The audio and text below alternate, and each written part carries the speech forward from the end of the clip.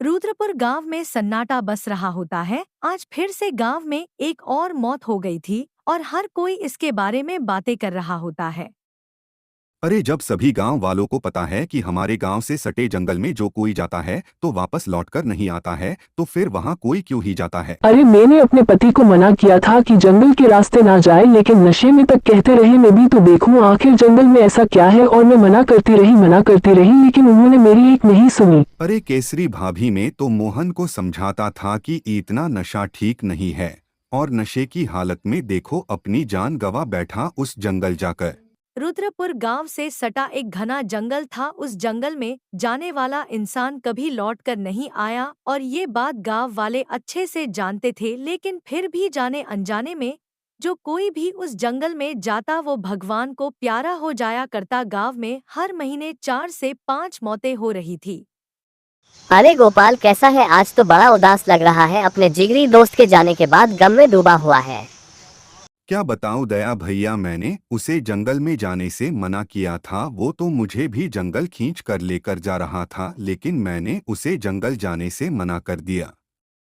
अगर तूने उसे रोक लिया होता तो आज वो तेरे साथ होता। मुझे तो समझ नहीं आता कि आखिर उस जंगल में ऐसा क्या है जिस वजह से लोग अपनी जान गंवा देते हैं। उस जंगल में जो कुछ भी है, लेकिन गांव वाले तो जानते हैं न। उस जंगल में जाना यानी मौत को गले लगाना। और तुम्हें तो पता है पुलिस की तहकीकात पोस्टमार्टम तक कुछ नहीं आता कैसे और किस वजह से मौत हुई। गांव में सभी लोग इस मौत के सदके से उभर नहीं पाए थे। तभी दया के घर में उस वक्त सन्नाटा पसर जाता है जब उसके बेटी और बेटा लापता हो जाते हैं। अरे मेरे बच्चे ना जाने उस जंगल में क्या करने गए थे। अब देखो भगवान को प्यारे हो गए। हे मेरी पत्नी तो जीते जी मर जाएगी। मैंने क्या बिगाड़ा है किसी का? हाय रे मेरे दोनों बच्चे।